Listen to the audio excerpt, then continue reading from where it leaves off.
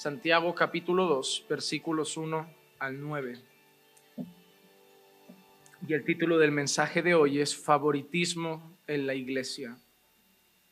Dice así: Hermanos míos, no tengáis vuestra fe en nuestro glorioso Señor Jesucristo con una actitud de favoritismo.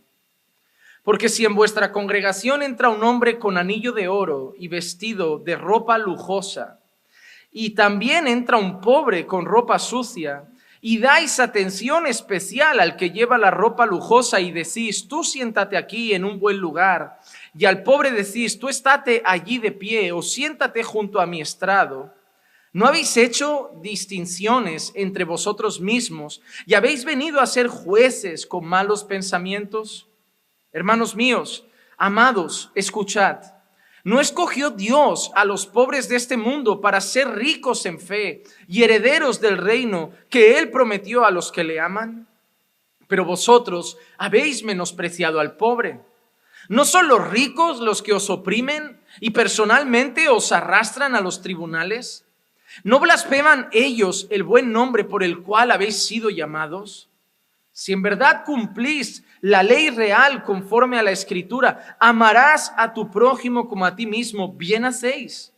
Pero si mostráis favoritismo, cometéis pecado y sois hallados culpables por la ley como transgresores. Hermano, cuando nosotros empezamos la carta de Santiago, nos dimos cuenta de una cosa. Dijimos que era una carta muy práctica. Una carta que sirve para la vida diaria del creyente. No es una carta con tanto contenido doctrinal profundo, sino una carta que nos ayuda más bien en nuestro diario vivir, no solo como individuos, sino también como iglesia. En el primer capítulo de la carta a Santiago vimos cosas como la siguiente, vimos cómo encontrar gozo en medio de las pruebas. Entendimos cómo las pruebas tenían un propósito: perfeccionar nuestra fe, darnos paciencia, perfeccionar nuestro carácter a la imagen de Cristo. Entre otras cosas, también escuchamos la importancia de saber y recordar de dónde venían nuestras tentaciones. Santiago nos decía que éramos tentados de nuestras propias concupiscencias. Santiago nos enseñaba cosas que servían para nuestra vida diaria como individuos.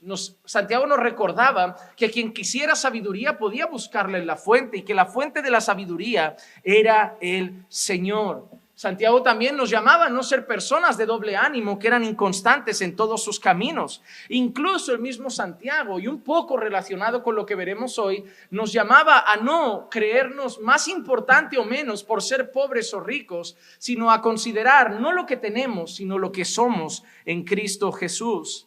Incluso también nos hablaba de la importancia de ser prudentes al hablar, de ser tardos para la ira, tardos para hablar, prontos para oír. Y también, como vimos el último día, Santiago hablaba de que había una fe vana, una fe que era sin sentido, una fe que no daba fruto, que no era real, y nos daba algunas marcas de una fe verdadera, sobre todo la compasión y el cuidado con los más necesitados, así como la santificación de nuestra vida, limpiarnos de toda nuestra inmundicia. Pudimos ver entonces en todo el capítulo 1 de Santiago un montón de consejos para nuestra vida diaria y práctica como creyentes. Y ahora entramos en el capítulo 2 y Santiago no cambia. Sigue siendo una carta práctica, una carta que sirve para nuestra vida diaria. Y a pesar de que ahora vamos a hablar de algo que sirve para nosotros personalmente, el enfoque de Santiago ahora es más general. A pesar de que de lo que vamos a hablar hoy es algo que a nivel personal es importante que no lo hagamos en nuestra vida tampoco, Santiago, el contexto que va a utilizar es el contexto de la iglesia y va a hablar en términos más generales en la relación entre nosotros. Así que la clase de hoy no solo nos va a ir bien a nosotros como personas, sino a nosotros como congregación. Así que vamos a empezar con el texto de hoy, pero antes de entrar en toda la parte más práctica, vamos a centrarnos un poquito en cómo empieza Santiago esta exposición que él hace. Y empieza refiriéndose al Señor de la gloria. Y esto es precioso, el Señor de la gloria. Nuestro texto empieza de esta manera: hermanos míos, no tengáis vuestra fe en nuestro glorioso Señor Jesucristo con una actitud de favoritismo. no tengáis vuestra fe en nuestro Señor, en nuestro glorioso Señor Jesucristo, con una actitud de favoritismo. Hermano, es curioso. ¿Por qué? Porque Santiago va a hablar de favoritismo. Pero mira lo que ha dicho. Antes nos ha puesto los ojos en alguien, en el Señor Jesús. Él no quiere que tengamos en nuestra fe actitudes de favoritismo, pero todo por eso, por nuestro glorioso Señor Jesucristo. ¿Por qué Santiago empieza así? ¿Por qué Santiago no dice directamente, hermanos míos, no tengáis actitud de favoritismo? ¿Por qué dice, hermanos míos, no tengáis vuestra fe en nuestro glorioso Señor Jesucristo con una actitud de favoritismo? Porque Santiago usa esas palabras para recordarles a los creyentes de quién son. Santiago le está recordando a los creyentes a quién representan. Porque, hermano, tienes que saber una cosa.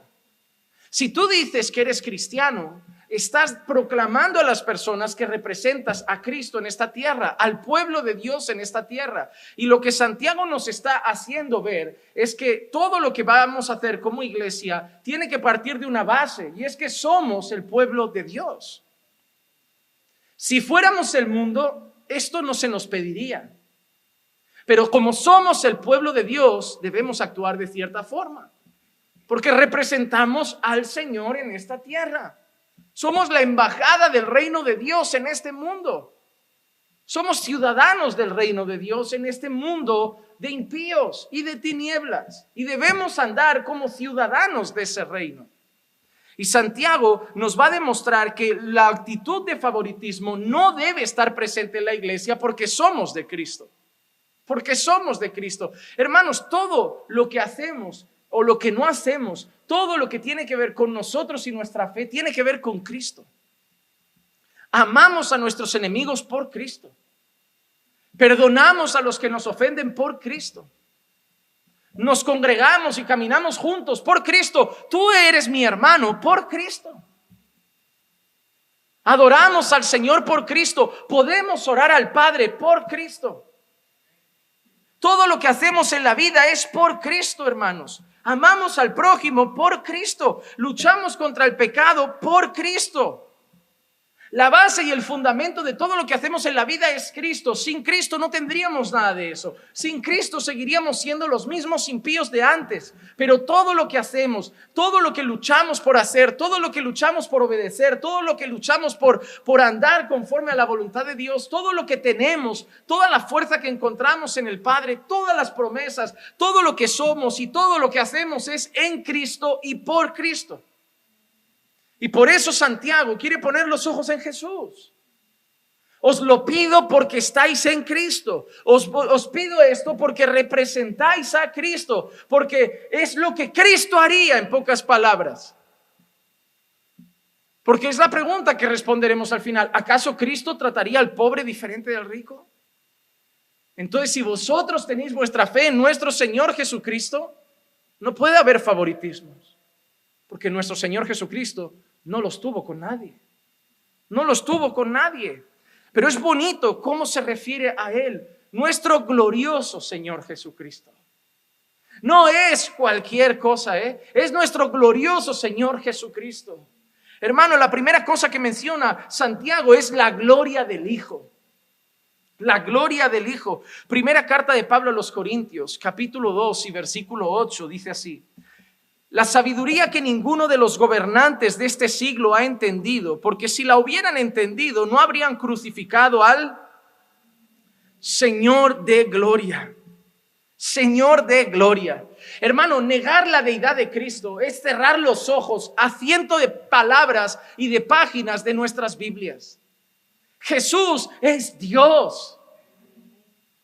¿No recuerdas ese salmo? ¿Quién es el Rey de gloria? Y todos los judíos cantan ese salmo hablando y pensando en el Señor. ¿Y quién es el Rey de gloria? Y Pablo dice, si hubieran sido sabios, si hubieran sido entendidos, no habrían crucificado al Señor de gloria. Él es el Rey de gloria, Jesús. Él es el Rey de gloria. Nadie más es dueño de la gloria. Nadie es el Señor de la gloria. Solo Dios. Y a Jesús se le llama el Señor de gloria. el Señor de gloria. Él es el Rey de gloria, Cristo Jesús, nuestro Señor y nuestro Salvador.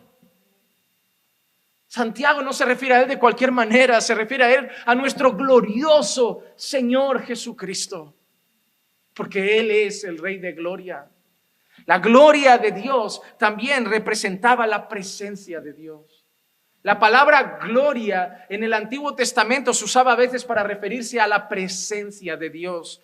Primera de Samuel, capítulo 4 y versículo 22 dice: y dijo, se ha ido la gloria de Israel, porque el arca de Dios ha sido tomada. Cuando el arca era tomada, cuando el arca fue sacada, aquí dice el relato que se fue la gloria de Israel.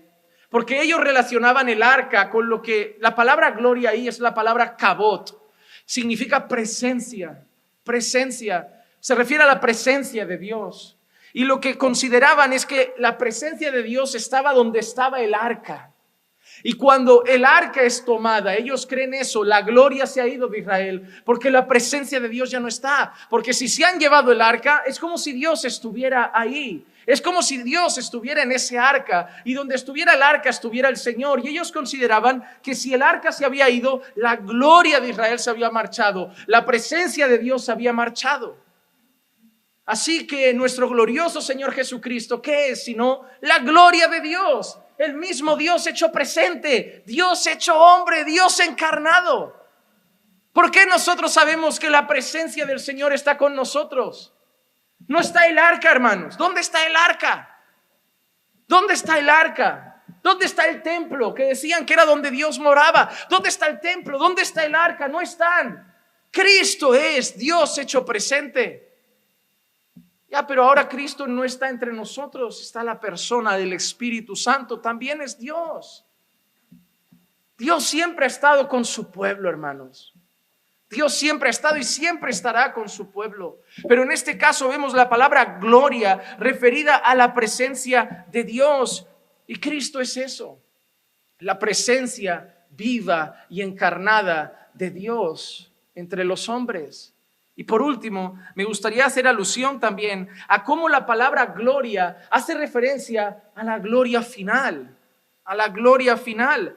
Romanos 8:18 dice lo siguiente: pues considero que los sufrimientos de este tiempo presente no son dignos de ser comparados con la gloria que nos ha de ser revelada, con la gloria que nos ha de ser revelada. Pablo anima a los romanos en medio de pruebas y dificultades a estar firmes, diciendo que esos sufrimientos, que esas pruebas no son nada comparado con la gloria que nos ha de ser revelada. Y hace alusión a esa eternidad gloriosa que nos espera. Pero todo eso que nos espera, esa gloria eterna que nos espera, está en Cristo. Hermano, todo está en Cristo. La Biblia no es un libro que habla del pueblo de Dios. La Biblia no es un libro que habla de la nación de Israel. La Biblia es un libro que trata de Cristo. Desde Génesis todo trata de Cristo. Desde Génesis que se promete esa semilla que iba a aplastar la cabeza de la serpiente. Todo trata de Cristo. Todo es un relato que apunta a nuestro Salvador. Y que cuando nuestro Salvador asciende gloriosamente después de su resurrección junto al Padre, sigue tratando de nuestro Salvador, al que seguimos esperando por segunda vez. Todo trata de Cristo. Todo era sombra de lo que había de venir en Cristo. Los sacrificios trataban de Cristo, apuntaban al sacrificio final que sería Jesús, el Cordero de Dios que quita el pecado del mundo. Los sacerdotes apuntaban a Cristo, ellos mediaban entre Dios y los hombres, y ahora nosotros tenemos un mayor y mejor sumo sacerdote sin pecado, y el único mediador entre Dios y los hombres es Él, porque ya no hay más sacerdotes legítimos, porque tenemos al último, al único sumo sacerdote, Jesús. El arca, la presencia, trataba de Cristo. El tabernáculo apuntaba a Cristo. El maná que cayó del cielo para sustentar a los hombres apuntaba a Cristo. Yo soy el pan del cielo, yo soy el pan de vida. Todo trataba de Cristo. Hasta Moisés apuntaba a Cristo. Se levantará un profeta como Moisés al que todos escucharán. Todo apuntaba a Cristo. Y después de que Cristo asciende en gloria, todo sigue apuntando a Cristo. Seguimos firmes esperando la segunda venida de Cristo. Bautizamos a las personas porque Cristo lo hizo y representa que ahora son nueva criatura en Cristo. Esperamos nuestra resurrección final porque Cristo resucitó como una primicia de los que habríamos de resucitar. Y la cena del Señor apunta a Cristo. Mi muerte anunciáis hasta que venga. Todo es Cristo, hermano. Todo gira en torno a Cristo. Y así empieza Santiago. Todo lo que hagamos, todo lo que digamos, todo lo que pensemos, todo tiene que girar en torno a Cristo, hermano. No podemos perder de vista a Jesús. Pablo quiere que miremos a Jesús, Santiago quiere que miremos a Jesús, Pedro quiere que miremos a Jesús, Juan en sus cartas quiere que miremos a Jesús, los evangelios quieren que miremos a Jesús, todo apunta a que miremos a Jesús siempre, a que miremos a Jesús siempre. Y en base a nuestra fe en Cristo, no puede haber favoritismo en la iglesia. Favoritismo en la iglesia. Y de eso se va a tratar la enseñanza de hoy. Favoritismo entre visitantes o miembros de la iglesia incluso. Entre visitantes o miembros de la iglesia. Versículos 2 y 3 dice lo siguiente. Porque si en vuestra congregación entra un hombre con anillo de oro y vestido de ropa lujosa, y también entra un pobre con ropa sucia, y dais atención especial al que lleva la ropa lujosa y decís, tú siéntate aquí en un buen lugar, y al pobre decís, tú estate allí de pie o siéntate junto a mi estrado. Así que ahora Santiago va a decirnos que no puede haber favoritismo en la iglesia. Y Santiago usa dos colectivos. Santiago no está hablando de algo cultural o étnico. Aquí no se trata de racismo. No se trata de racismo. Porque ahí no creo que hubiera muchos casos en ese momento y en ese lugar en concreto. Pero el caso que Santiago trata es la diferencia quizá entre clases, pobres y ricos. Santiago dice que si entra un hombre por la puerta de allí y entra con ropa lujosa, con anillo lujoso, con anillo de oro y lo vais a recibir y le decís bienvenido, está bien. Recibirlo está bien, darle la bienvenida está bien. Incluso acomodarlo y decir, mira, siéntate aquí está bien. La cuestión es cómo tratáis al siguiente que entra, si es un pobre, mal vestido y sucio. Y Santiago dice que no podemos tratar diferente a esas personas. Que no podemos tratarlas diferentes. Hay personas que creen que habían diferencias, favoritismos en el pueblo de Dios. En el pueblo de Dios. Miren, por ejemplo, en Hechos 6, ¿recuerdan cuando se tienen que buscar teóricamente los primeros diáconos? ¿Cuál era la necesidad? ¿Que las viudas, todas? No, las viudas de los helenistas estaban desatendidas. Las viudas de los helenistas estaban desatendidas. ¿Por qué las otras no?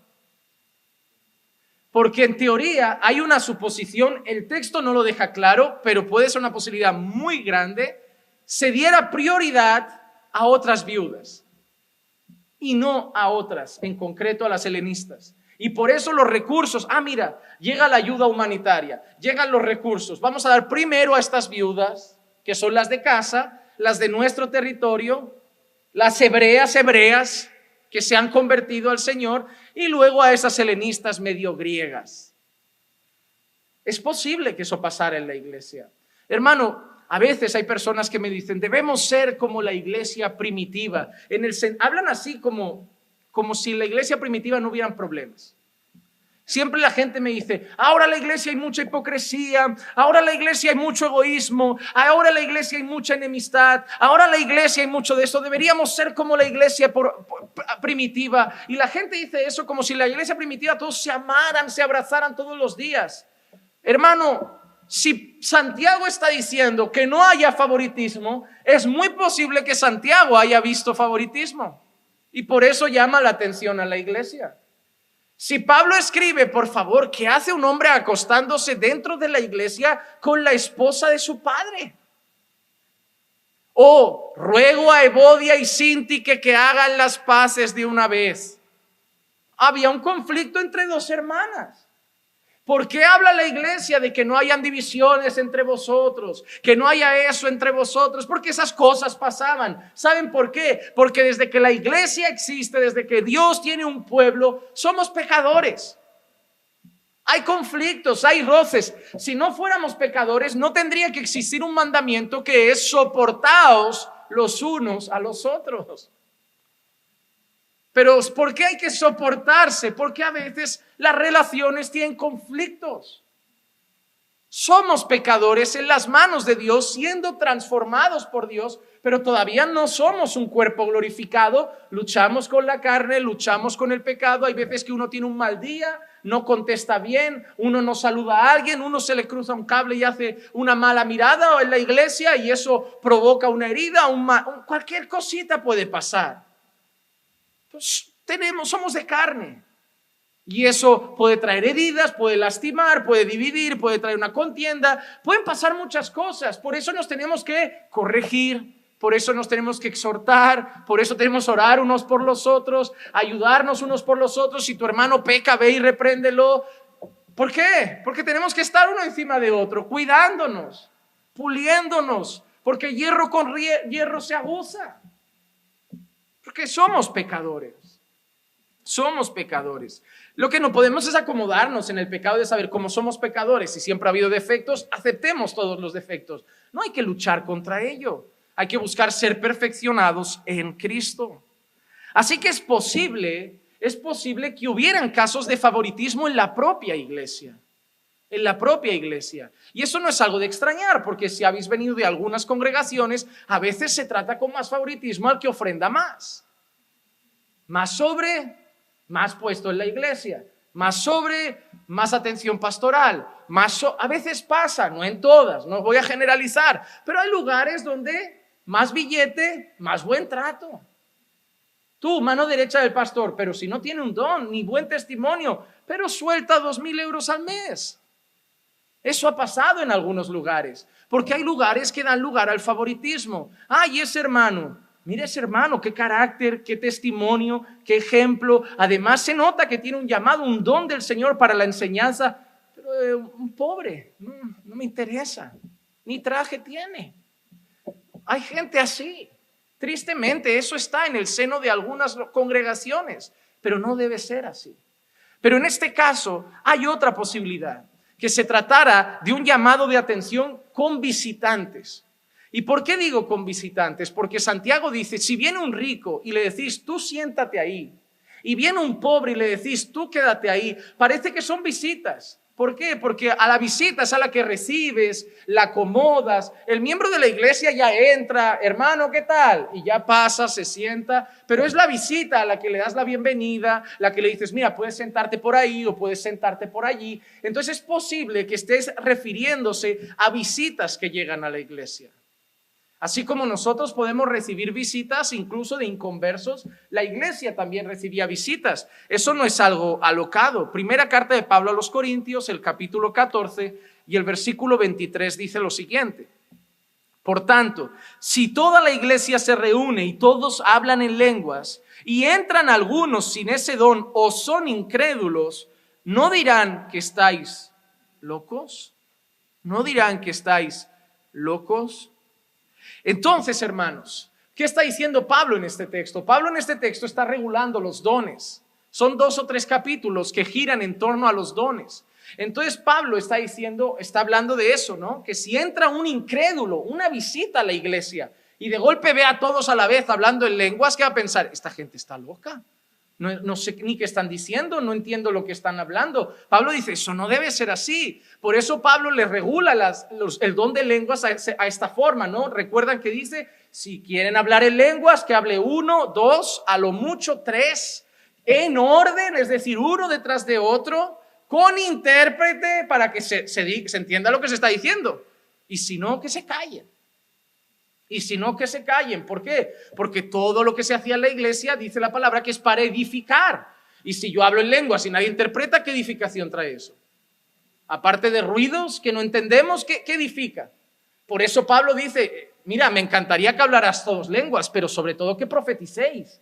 En el sentido de que hablarais la palabra del Señor, porque es lo que dice, ¿no? El que viene y profetiza, es decir, el que habla la palabra del Señor, se edifica, pero el que habla en lenguas, si no hay intérprete, solo se edifica a sí mismo, y habla con el Señor, pero a la iglesia no aporta nada, y por eso Pablo lo regula y dice, mira, si vais a hablar en la iglesia, no lo prohíbe, dice que hable uno, o como mucho dos, o máximo tres. Así que 4, 5, 6, 7 y 8, cerrada la puerta. Todo eso que veis en muchas congregaciones no tiene fundamento. No tiene, porque Pablo lo regula. Y que tenga intérprete. Así que yo no sé qué pastor fue el que se inventó un día llegar al culto y decir, hablen en lenguas, hablen en lenguas, hablen en lenguas. Porque Pablo no dice eso. Pero entiendo que como hoy nos da un poco igual toda la Biblia y cada uno pues va haciendo lo que quiere. Pero hermano, eso es lo que dice el Señor. Entonces, puede ser que se tratara de visitantes, ¿verdad? Porque dice, si entra alguien sin ese don, pero luego dice, o un incrédulo, y ve eso, va a pensar que estáis locos. Así que a la iglesia podían entrar visitas, era normal. Y lo que Santiago está diciendo es que si entra visitantes, no se puede tratar con diferencia al rico o al pobre. Al rico o al pobre. Y hermano, no vamos a hablar solo de los pastores que tratan con diferencia a los que ofrendan más. Eso también está en las filas de la iglesia. Si entrara hoy Leo Messi por esa puerta y se sentara al lado de algunos, estarían súper felices. Pero si entrara un mendigo oliendo mal y sucio, algunos mirarían como con recelo, como me está molestando el culto. Huele mal. ¿Para qué viene? ¿Para qué? ¿Por qué pensarían diferente? Porque en el fondo hay esa distinción en los corazones. No solo los púlpitos están mal, también la iglesia muchas veces actúa mal. Yo he visto personas entrar en esta congregación, hablo de esta, que no son tan agradables de tratar, con algún tipo de dificultad o con alguna enfermedad especial, como hemos tenido algún caso de algún hermano, amigo, conocido, que nos ha visitado y que tiene alguna enfermedad quizá mental o de alguna cosa que hace un poco más difícil tratarlo y la gente los evita. Eso es hacer acepción de personas. Ay, es que el hermano, es que es complicado, es que es pesadito, es que no se ducha mucho y huele. Y si fuera Messi, te encantaría hacerte un selfie y decir, Messi estuvo en mi iglesia.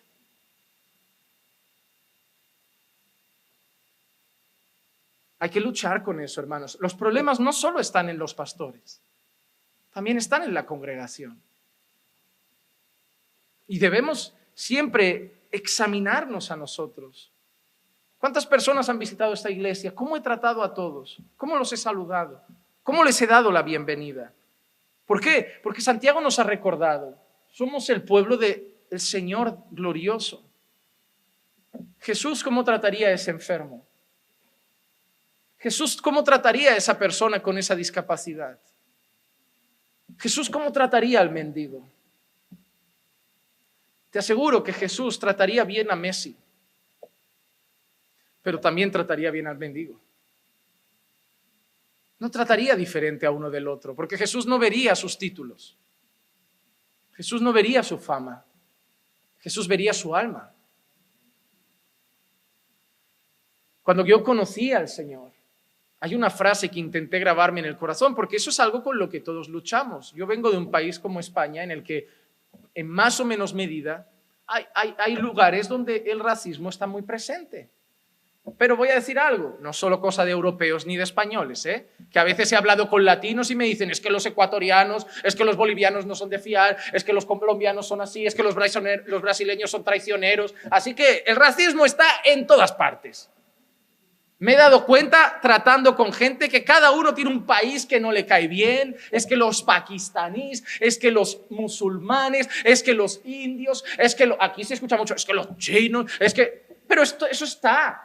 No es solo blancos contra negros, es una frontera con la otra, da igual el color y el idioma, porque somos malvados, porque hay maldad en nuestro corazón, y es así de claro.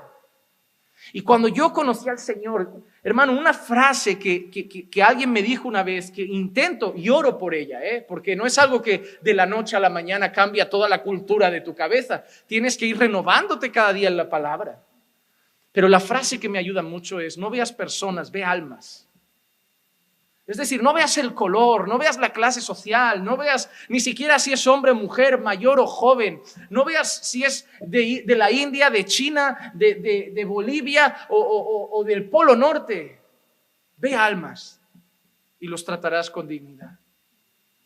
Ve almas y te preocuparás por su bienestar espiritual. Ve almas, no veas nada más que eso, ve almas. Porque Jesús veía almas. Jesús miraba a la gente y dice: yo tengo compasión porque son como ovejas sin pastor. Él veía almas necesitadas del Padre. Y es lo que Santiago quiere hacernos entender. Cuando entre un pobre o un rico, debemos ser que entran almas y tratarlas con dignidad, porque son almas. Son almas. Pero si nosotros, ¿acaso Jesús se acercaba a las personas diferentes según si eran hombres o mujeres, según si eran judíos o gentiles, según si eran pobres o ricos? No, Jesús se apiadó de esa mujer adúltera que iban a apedrear y se apiadó del hijo de un centurión, de un siervo, de un centurión. Jesús se apiadó de judíos y se apiadó de gentiles. Jesús tuvo misericordia de personas de clase social más elevada y tuvo misericordia de personas de clase social más baja. Jesús tuvo una charla personal con Nicodemo, pero también tuvo una charla personal con la mujer samaritana. Porque Jesús veía almas. Por eso Santiago hace que miremos a Cristo. No tengáis vuestra fe en nuestro glorioso Señor Jesucristo con actitud de favoritismo. Si entra un rico, no le digáis siéntate aquí, y al pobre decirle ponte ahí mismo. Quédate de pie, no hay un sitio para ti ya. No lo hay. ¿Por qué? Porque si hacemos esto, dice Santiago, que incurrimos en un juicio equivocado, en juzgar a las personas de manera equivocada. Nos volvemos, dice Santiago, jueces con malos pensamientos. Versículo 4. ¿No habéis hecho distinciones entre vosotros mismos y habéis venido a ser jueces con malos pensamientos? Cuando nosotros tratamos a esas personas de manera distinta, dice, no habéis hecho distinciones entre vosotros mismos, entre seres humanos, vosotros. Y lo habéis hecho ¿por qué? Porque habéis sido jueces con malos pensamientos. Santiago está apuntando a nuestros pensamientos. ¿Por qué? Porque muchos venían con una mente de este mundo. ¿Qué le había enseñado la cultura a los discípulos? Que con una mujer y samaritana no se hablaba. Y para ellos sería chocante ver a Jesús hablando con una mujer samaritana por sus pensamientos. Nunca. ¿Cómo actuaba la gente cuando Jesús toma y coge a Mateo, a Leví, un cobrador de impuestos? ¿Cómo qué? ¿Un traidor de la patria como discípulo? Trabajando al lado de Roma para sacar los impuestos de su nación, de su pueblo, de sus hermanos. Esos son los traidores que merecen la muerte. Pero Jesús ve un alma. Pero los propios discípulos se veían afectados por la cultura de aquel momento. Por la cultura de aquel momento. Y nosotros también. Algunos de nosotros traemos machismo en nuestros corazones. Otros traen feminismo, otros traen racismo, otros traen clasismo. Y eso es lo que pasa, que muchas veces actuamos no bíblicamente, sino que aunque no queramos, actuamos marcados por lo que nos han enseñado en nuestra cultura años atrás. Debemos luchar por renovar nuestra mente en la palabra de Dios, para que cada día nuestra manera de actuar sea más conforme a la palabra y no conforme a lo que me enseñó mi padre o lo que se hace en mi país. Es que en mi país, es que mi familia me enseñó, es que en mi casa la cultura es así, es que en Rusia somos más brutos. No me importa, si la Biblia dice mansos es mansos. Si la Biblia dice que hables con gracia, es con gracia. Me da igual que en Rusia, en la Patagonia o donde sea sean bravos. Tú vas a ser como dice Jesús. ¿Qué pasa? Que si venimos de una cultura que el adulterio y ser un mujeriego es lo normal, lo vamos a hacer. Marido de una sola mujer, fieles a nuestra esposa. Porque debemos ser lo que dice Jesús. Es que la cultura me dice que me vista así, con pudor, con modestia y decoro, porque tengo que ser lo que dice la palabra. No se trata de lo que pensamos nosotros, se trata de lo que piensa la Escritura. Así que no se trata de lo que piensas tú de ningún país, de ninguna clase social o de quien sea, se trata de lo que dice la Escritura. Miren, antes de conocer al Señor yo odiaba la religión, la odiaba. De Dios no me quejaba tanto, pero de la religión sí, de lo que es iglesia, religiosos, lo odiaba. Ahora amo la iglesia. Ahora amo la iglesia y para muchos me he vuelto una persona muy religiosa. Pero ¿saben qué odiaba más que la religión? Los políticos. Para mí el foco de toda la peste y el cáncer de la sociedad siempre ha sido los políticos. Y yo llegué con ese odio en mi corazón. Di PP, Unidos Podemos, PSOE, me da igual, los odiaba a todos. Mi frase siempre es: todos roban, todos son corruptos, de derecha o izquierda, todos se van a hacer ricos a mi costa. No van a venir al hospital cuando esté enfermo, no les da igual si se muere mi madre y no les preocupa si llego a fin de mes. Quieren ser ricos a costa del país, disfrazado de lo voy a cuidar, pero es mentira. Y ese odio estaba aquí. Llego al Señor y el Señor me pone en la palabra: orad por vuestros gobernadores. Y yo, ¿cómo? No, deberían ser mejores en aquella época. ¿Cómo me vas a pedir eso? Y yo me pongo a estudiar la historia de los gobernadores de aquella época y no eran mejores. Te aseguro yo que tener a César como emperador no era... Bueno, César y Pablo Iglesias, yo no sé cuál hace más daño al país. Da igual lo que tengamos, da igual. Era igual de difícil convivir con esos políticos. Era igual de difícil, pero no había la excusa de... Pero mira cómo... Da igual, orad por ellos para que haya paz en el país. Orad por ellos para que podáis vivir en armonía. Orad por ellos para que sean sabios a la hora de tomar decisiones. Es impresionante. Es impresionante. Y hay que luchar contra eso, hermano. Hermano, tú tienes que meditar cada día en la palabra, examinarte y saber todo lo que sigue podrido aquí dentro. Y luchar contra ello en base a lo que dice la Escritura. Y en un caso... A veces actuamos con favoritismo. No vamos a decir soy racista, soy clasista, pero sale solo. Sale solo. Si pasa un Maserati por al lado de la calle, lo voy a mirar así. Y si pasa un mendigo, voy a mirar así. Sale solo. La gente dice, no soy clasista, no trato diferente a las personas, pero uno me asombra y otro lo ignoro. A veces sale solo. Pero Santiago dice que cuando tratamos diferente a las personas por su clase, somos jueces de malos pensamientos. Hermano, el Señor siempre ha prohibido los juicios con sobornos o favoritismo. El soborno y el favoritismo para el Señor en un juicio es abominable. Levítico 19:15, mira qué dice: no harás injusticia en el juicio, no favorecerás al pobre, ni complacerás al rico, sino que con justicia juzgarás a tu prójimo. Mira lo que dice. A veces se trata al pobre como si fuera un desvalido, ¿no? Ay, no, el pobre, hay que entenderlo, ha robado porque tenía... No, ha robado y hay un castigo. Robar está mal y hay que pagar. Ya, pero es robado. Es robado. A veces vemos gente vendiendo cosas robadas por la calle, ¿no? Y la policía viene, los detiene. Pobrecitos, los del top manta. Es robado.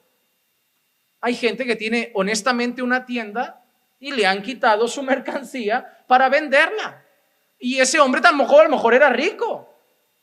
Y han quitado el pan de alguien para venderlo. Da igual que tengan hambre, da igual que sea necesitado, robar está mal y se sanciona con la ley. Mira lo que dice: ni tratéis con pena al pobre ni con favoritismo al rico, sed justos. Cuando vaya a haber un juicio, no miréis quién está delante. No miréis si es pobre, no miréis si es rico, no miréis si va de traje o de chándal. Sed justos. Analizad qué ha pasado y actuad con justicia. El Señor quiere eso. El Señor quiere eso. Los sobornos, la injusticia, no son algo nuevos, pero son prácticas que el Señor no tolera. No tolera el Señor. Nosotros debemos ser justos a la hora de juzgar. Óigame, Dios está regulando juicios. Dios, hay otra palabra que a mí me gusta, aparte de la justicia, y es la palabra imparcialidad.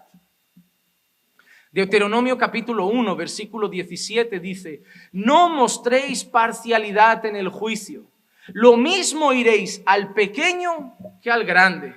No tendréis temor del hombre, porque el juicio es de Dios. Y el caso que sea muy difícil para vosotros, me lo traéis a mí y yo lo iré. En este caso, hermanos, está hablando Moisés a un grupo de hombres que él había designado para juzgar cosas del pueblo. Había muchos problemas en la nación, y a Moisés me imagino que estaba en su tienda tratando los asuntos, y cada día la fila más larga, más larga. Hace no mucho fui al Esplau y vi la fila que había en el Primark. Yo dije, madre mía, la gente, la de fila que está... No, en serio, eso parecía la entrada del Dragon Khan en agosto y sin cuarentena. Eso era una fila inmensa para entrar al Primark. Y yo me quedé asombrado. Pues yo me imaginé esa fila y Moisés ahí. Venga, otro caso. Moisés, esa gallina yo la compartía con el vecino, pero ha puesto un huevo y yo sé que había un huevo y yo lo iba a buscar y el huevo no estaba, y le dije al vecino que el huevo del lunes para él, el huevo del martes para... Eso era así, ¿eh? A Moisés a veces se volvería loco como, en serio, por un huevo. Pero esa gente existió siempre y va a existir siempre. Moisés, mira, es que compramos la cabra a medias y ya dijimos de matarla, y él me ha dado la parte de la cabeza, él se ha quedado la parte trasera de la cabra, y sabemos que ahí hay más carne. Moisés, no es justo, porque a mí me corresponde un poco más de la cabra, porque la parte de la cabeza no tiene mucha carne. Y Moisés está ahí así como, ¿sabéis qué? Que otras personas traten algunas cosas. Y él puso hombres a tratar asuntos del pueblo, porque él no abarcaba todo y acabaría pues saturado, iba a agotarse. Y entonces pone a hombres y les dice que no traten a la gente con parcialidad. Dice, dad oído a todos por igual, al grande y al pequeño. No tengáis temor al hombre, porque muchas veces el juicio injusto es debido al temor al hombre. ¿Cuántas veces los jefes de los cárteles se van de rositas en los juicios porque la gente tiene miedo de juzgar con justicia? Ay, es que si somos justos, irán a por la familia. Es que si somos justos, irán a por mi primo. Es que si somos justos, amenazarán a mis hijos. Oye, dejémoslo libre. Pero viene el mendigo que robó una naranja y todos a por él, porque él no puede hacernos nada.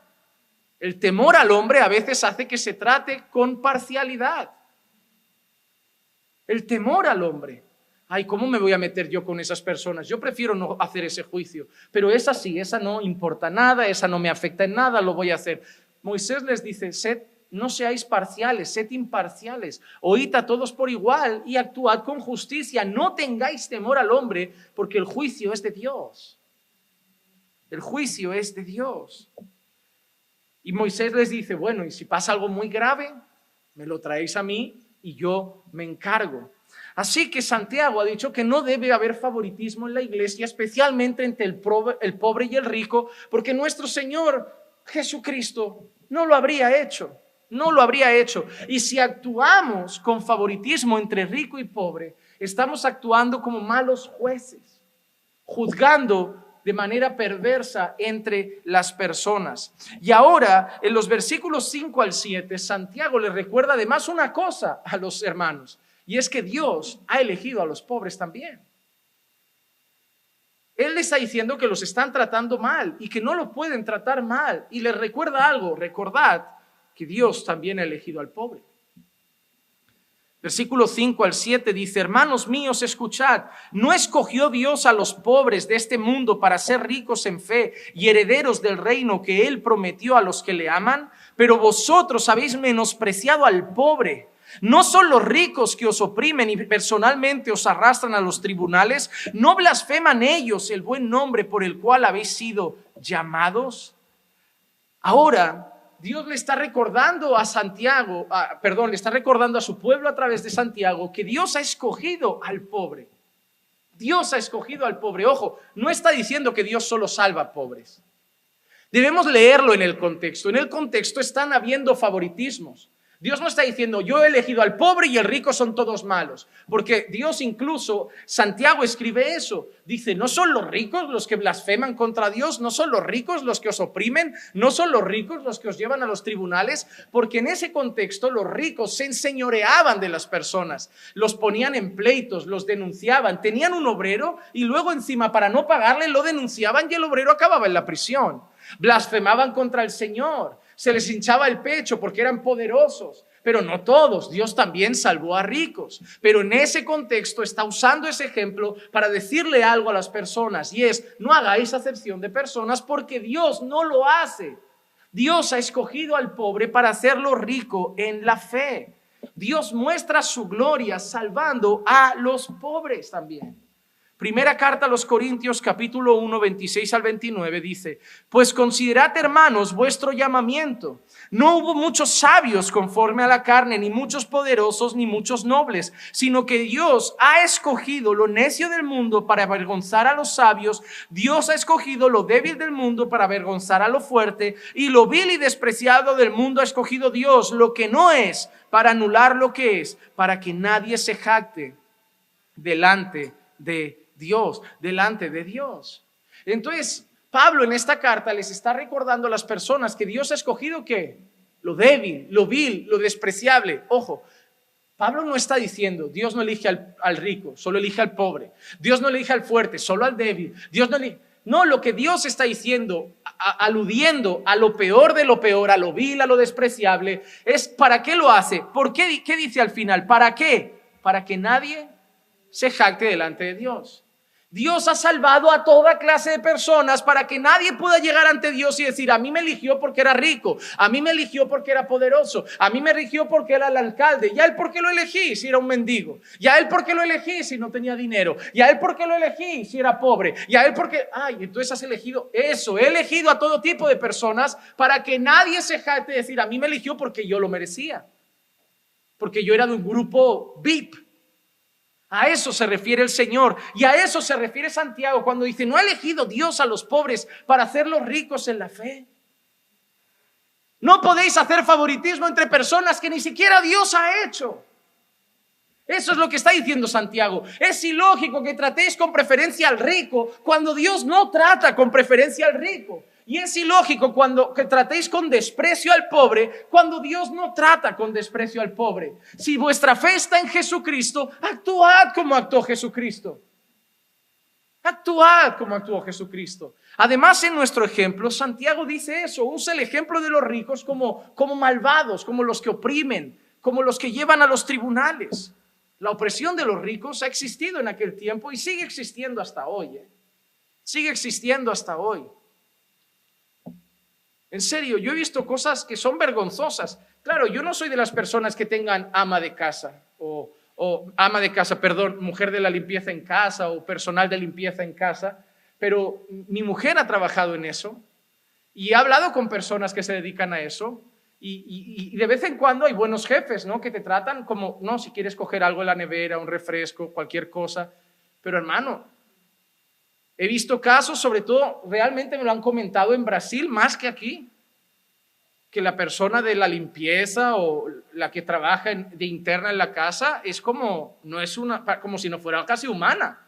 Es como, primero come aquí, el servicio come aparte, ¿eh? No te pienses que tienes trato aquí con la familia, tú ahí, como, ¿en serio? Claro, para mí es inconcebible, debe ser algo cultural, tratar así al servicio, pero lo veo bastante feo. Es decir, no tengo nada en contra de que alguien trabaje mucho, no tenga tiempo y quiera tener a alguien que le ayude en la limpieza en casa, pero trátalo con dignidad. Es como cuando alguien llega de otro país y el jefe, sabiendo que está necesitado, que llega de su país sin nada, se aprovecha y le dice, te voy a pagar 500 por 8 horas. Ya, pero ese cobra 1.200. Ya, pero tú lo necesitas, si quieres vete a tu país. A mí eso me parece ruin, aprovecharte de la necesidad de alguien para no darle lo que es digno. A eso me refiero. Es decir, lo justo es darle lo que todo el mundo gana, pero me aprovecho de su necesidad, me aprovecho de su condición y le doy menos porque sé que no está en actitud de negociar y que va a hacer lo necesario para comer. Que lo haga el mundo, lo entiendo. Pero eso pasa entre creyentes cuando contratan a una persona y prefieren contratar extranjeros para pagarles 4 duros, tenerlos en negro y no hacer las cosas como Dios manda. Y me parece vergonzoso, porque somos hijos de Dios. En teoría caminamos con rectitud y tratamos a las personas con dignidad. No vale de nada defender, ser pro vida, ir en contra del aborto para defender al bebé del vientre, si no tratamos con dignidad a las personas después de nacer tampoco. Hay que defender la vida en el vientre y fuera del vientre. Hay que defender al bebé que está en el vientre y hay que defender al mendigo que está en la calle. Nosotros deberíamos sufrir con las injusticias de este mundo, porque somos el pueblo de Dios. Proverbios 14:31. El que oprime al pobre afrenta a su hacedor, pero el que se apiada del necesitado le honra. Cuando te apiadas del necesitado, honras a Dios. No al que es tu hermano, al necesitado, es general. Pero mira qué dice, el que oprime al pobre afrenta a su hacedor. Hermanos, no todos son hijos de Dios, porque solo los que han nacido de nuevo son hijos de Dios, pero todos son creación de Dios. Cuando tú veas un mendigo en la calle, solo piensa una cosa, está hecho a imagen y semejanza de Dios. A imagen y semejanza de Dios. La huella de Dios está plasmada en esa persona. Sí, esa imagen y semejanza está completamente distorsionada por el pecado, pero está hecho a imagen y semejanza de Dios. La nuestra también estaba distorsionada por el pecado. Quizá no éramos mendigos, pero éramos otra cosa. La única cosa que a lo mejor nosotros pecábamos de traje. Y ellos están ahí por, ¿qué? La mayoría de veces, alcohol, drogas. Nuestro vicio quizá era más limpio. Lo podíamos hacer bien vestidos, pero era pecado. Tampoco hay que tratarlos como si fueran unos pobrecitos, Hay que tratarlos como pecadores que necesitan a Cristo. Al mendigo no hay que darle solo pan, hay que darle el evangelio. Porque si le doy pan y lo dejo muerto en sus delitos y pecados, ¿de qué sirve? Solamente lo estoy mandando al infierno con la barriga llena. Pero si le digo arrepiéntete, ¿qué pasará si Jesús lo hace libre del alcohol? ¿Qué pasará si Jesús lo hace libre de las drogas? El evangelio transforma más que las obras solidarias. Las obras solidarias calman el hambre un momento, el evangelio transforma una vida para siempre. Hermano, hacer buenas obras está bien, pero predicar el evangelio es glorioso. Es glorioso. Y sí, hay que apiadarse de ellos en honor a su hacedor, pero hay que predicarles el evangelio. Cuando fui a una conferencia que hablaba de cómo evangelizar a drogodependientes, eso fue muy interesante, porque el hombre es un ex drogodependiente irlandés y él contaba cómo tiraba piedras a los predicadores, todo lo que hacía. Y él decía, el gran error es tratar a los drogodependientes con pena.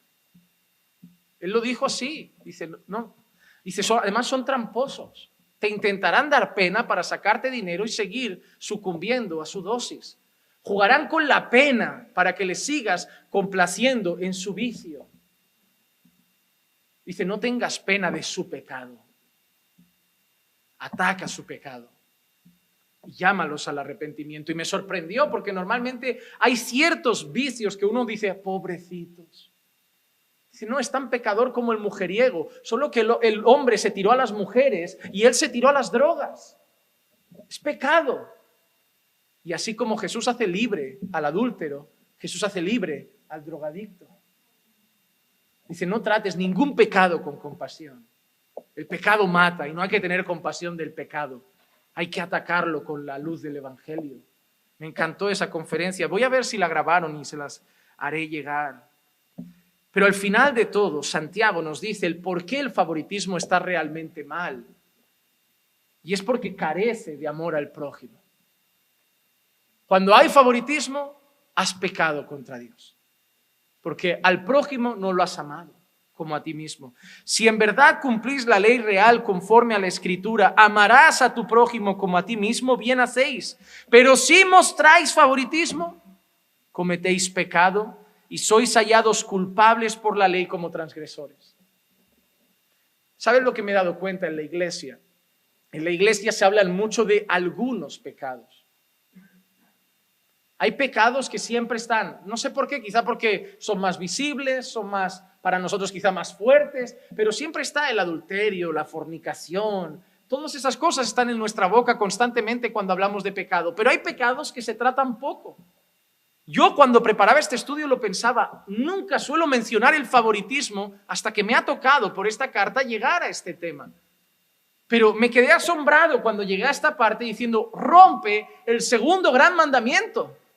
Amarás a tu prójimo como a ti mismo. Es pecado y es grave. Y solo hemos vistos como Dios, ante Dios, como transgresores. Yo cuando empecé a estudiar este pasaje, analicé mi último mes hasta donde me daba la memoria si había tenido alguna actitud de favoritismo para pedir perdón al Señor. Porque favoritismo, cuando yo lo estudiaba, lo trasladé mucho más allá del pobre y del rico. Tratar a un hermano con diferencia que a otro, hacer acepción de personas de cualquier tipo y a cualquier nivel. Tratar a alguien con más privilegio por su título o su reputación. ¿Cuántas veces en la iglesia, ¿quién es usted? Yo soy el pastor. No, siéntese aquí, primera fila. O en el altar si cabe. ¿Y usted quién es? No, yo soy un miembro de la iglesia de... siéntese donde quiera, bienvenido. Favoritismos hay en la iglesia. Si es el alcalde, no, hermanos, hoy nos visita el alcalde. Nos visita cada mes alguien y nadie hace un anuncio especial. ¿Por qué hoy tenemos que anunciar al alcalde con tambores? No, hermano, les voy a pedir una cosa. Cuando entre por esa puerta un mendigo, o cuando entre un pastor, o cuando entre Messi, si entra un día, quién sabe, ¿no? ¿Quién sabe? Todo es posible. Él también se tiene que arrepentir de sus pecados. Les gusta mucho cómo juega la pelota, pero si no se arrepiente se va al infierno con la bota de oro. Igual entra un día. Dios quiera que salve su alma. Dios salve su alma un día, la de él y la de todo el mundo que Dios tenga en sus propósitos. Pero si entra Messi, o si entra el alcalde, o si entra el pastor Paul Washer, o si entra cualquier mendigo de la calle, o la prima del hermano de la iglesia, a todos se les tratará igual. Bienvenido, siéntase como en casa. Ya está. Y que se siente donde más le guste. ¿Sabían que hay gente que a veces le sientan en primera fila y no le gusta? A mí algo que me envasaba a veces cuando iba a visitar alguna iglesia, que al ser el pastor te separaban de la iglesia y te llevaban aparte con otros pastores y tú decías, yo quería estar en el culto con mis hermanos, me han separado y te quedas ahí. Hermano, no puede haber favoritismos en nuestra vida y especialmente en la iglesia, porque es una muestra de no amar al prójimo. Santiago había hablado del amor a los desfavorecidos. En el capítulo anterior, al final del capítulo, el versículo 27 decía, la religión pura y sin mácula delante de nuestro Dios es esta, visitar a los huérfanos y a las viudas en sus aflicciones y guardarse sin mancha del mundo. Santiago ya nos había llamado a ser compasivos con los más desfavorecidos y ahora de golpe dice que hay gente que está siendo tratada mal. ¿Quién? Los pobres. Y probablemente entre esos pobres estarían huérfanos y viudas. Y Santiago dice, no podéis tener favoritismo. ¿Por qué? Porque el favoritismo rompe el segundo gran mandamiento. Mateo 22, 36 al 40. Maestro, ¿cuál es el gran mandamiento de la ley? Y él le dijo, amarás al Señor tu Dios con todo tu corazón, con toda tu alma y con toda tu mente. Este es el grande y el primer mandamiento. Y el segundo es semejante a este, amarás a tu prójimo como a ti mismo. De estos dos mandamientos dependen toda la ley y los profetas. Cuando nosotros tratamos a alguien con favoritismo, rompemos ese mandamiento. Pecamos contra Dios. ¿Te preocupaba tu orgullo? Te preocupaba tu mal carácter, tu falta de paciencia, ahora súmale este. Otra cosita más para la batalla. Qué vida la nuestra, ¿eh? Ahora entendemos cómo tenemos tantas ganas de que vuelva el Señor Jesús.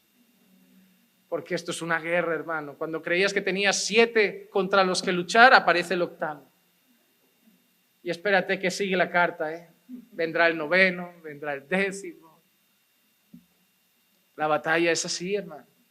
La mayor batalla es contra nosotros mismos, para someter nuestra vida a la voluntad de Dios y transmitir a Cristo a través de nuestras acciones, así como a través del evangelio que predicamos, pero también a través de la vida que vivimos. Jesús es un ejemplo de eso.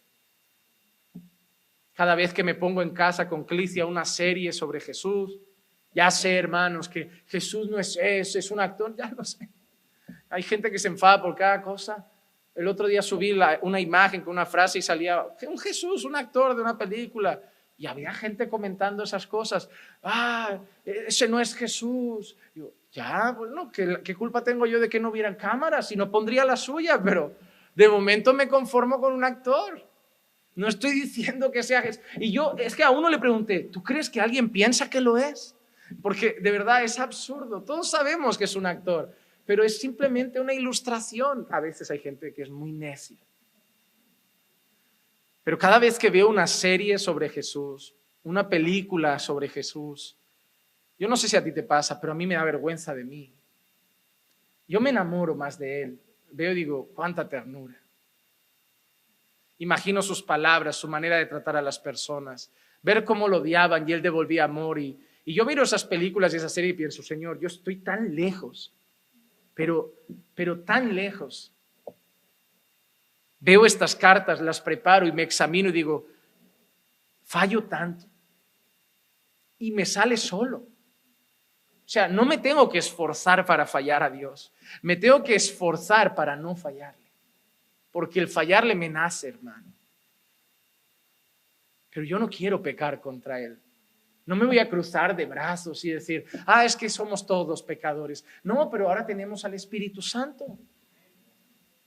Ahora hay que batallar, hermano. Ahora hay que meterse en el ring con oración, meterse en el ring con ayuno, meterse en el ring con palabra y decir, venga, hoy un mano a mano contra el orgullito. Y ahí entrar en la habitación a darle palos al orgullo. Mañana vamos a por la soberbia. El jueves atacamos, yo qué sé, la mentira, que de vez en cuando tengo facilidad para escapar de algunas cosas con una mentirijilla piadosa, pero bien nos dijo el pastor que no hay mentira piadosa, que mentira es mentira y el padre de ella es el diablo. Otra cosa para luchar. Y ahora el favoritismo. Y a mí que me cae tan mal esa persona, que no la trago y la trato de esa manera, voy a tener que cambiar. Es así, hermano. Que Dios nos ayude, pero ¿por qué tenemos que actuar así? No solo porque es pecado, porque Dios mismo no hace acepción de personas. Romanos 2:11, porque en Dios no hay acepción de personas. Efesios 6:9, y vosotros, amos, haced lo mismo con ellos y dejad las amenazas, sabiendo que el Señor de ellos y de vosotros está en los cielos y que para Él no hay acepción de personas. Los jefes trataban mal a los empleados y Dios les manda una advertencia, cuidado, que yo soy el Señor vuestro, pero también de vuestros empleados, tratadlos bien, porque yo no hago acepción de personas. El Señor no hizo distinción a la hora de salvar entre hombre y mujer, judío, gentil, esclavo, libre, anciano, joven. Dios ha salvado a personas de toda clase, de toda cultura, de toda etnia, de toda tribu, lengua y nación. Y si nuestro Dios actúa así, nosotros debemos actuar de la misma manera, porque debemos recordar, y con esto termino, que todos, pobres y ricos, blancos, afroamericanos, asiáticos, todos, caucásicos, como quieran llamarlo para que no suene feo, todos son obra de sus manos. Todos salieron del molde del alfarero. Job 34:19, que no hace acepción de príncipes ni considera al rico sobre el pobre, ya que todos son obra de sus manos, el príncipe y el mendigo. Solo que el príncipe está en palacio y el mendigo está en la calle, pero ambos son obra de las manos de Dios. Y hay que tratarlos con dignidad. Así que, hermanos, debemos orar para que no haya favoritismos en la iglesia. Debemos orar para que no haya favoritismos entre nosotros. Hermano, ¿tú a qué te dedicas? No, pastor, yo voy trabajando de vez en cuando. Tú no serás nada aquí. Y tú, hermano, no, pastor, yo me dedico a la construcción, yo facturo bien, me llega. Tú tienes pinta de ser pastor. Mañana, mi mano derecha. Secretario, alguna cosa te buscamos para engancharte aquí por mucho tiempo. No hay que hacer favoritismos. No hay que tratar diferente a las personas por su título. Hermano, no me importa si ganas 1,000, 2,000 o 500 al mes. No me importa si tienes un título universitario o no acabaste la escuela básica. No me importa si vienes de una familia pobre o acomodada. No me importa si tu padre es un noble o si tu madre era prostituta. Porque sois almas. Sois obra de sus manos. Y así tenemos que vernos los unos a los otros. Así que cuando entre un pobre por esa puerta, que entrarán, les diremos solo una cosa: bienvenido, siéntete como en casa. Y cuando entre un rico, que también puede ser que entre, le diremos lo mismo: bienvenido y siéntete como en casa. Es más, al pobre, si podemos, le ayudaremos. Pero trataremos a todos con igualdad. Si entra la prostituta, le diremos bienvenida. Si entra el borracho, le diremos bienvenido. Si entra el drogadicto, le diremos bienvenido. Y si entra el trajeado, le diremos bienvenido, porque todos son obras de sus manos. Y que eso lo apliquemos no solo a la iglesia, sino que seguro que también lo puedes aplicar tú en alguna área personal de tu vida. Tú vas a trabajar con gente con dinero, con gente sin dinero. Tú vas a ver pobres por la calle y gente rica. Acuérdate de estas palabras cuando vayas a tratar a cualquier persona. Y solo recuerda que a todos los hizo el Señor. Vamos a orar. Padre, te damos gracias por tu palabra, por ayudarnos un día más a entender qué deseas para nosotros como pueblo, como iglesia, y entender que quieres que seamos un pueblo que no hace acepción de personas, que actúa con justicia y equidad y que trata a todos con dignidad. Señor, perdónanos por las veces que hemos fallado en este mandamiento, pero ahora, Señor, que lo hemos podido estudiar y meditar más profundamente, no tenemos excusa. Ayúdanos a combatir contra él, a batallar con ferocidad y a luchar con las armas espirituales que nos has dado para que cada día seamos más perfeccionados a la imagen de Cristo. Que tu iglesia trate a todos como lo que son, las obras de tus manos, creación tuya, para honrar no solo sus vidas, sino al hacedor de sus vidas. Gracias por este día. Llévanos con bien a nuestras casas, acompáñanos a nuestros hogares, cuida el camino de vuelta junto a nuestras familias, danos una noche de descanso y dales un buen día de trabajo mañana a mis hermanos. Guárdalos, cuídalos, Señor, y que puedan vivirlo para tu gloria. Te lo pido en el nombre de Jesús. Amén, amén y amén.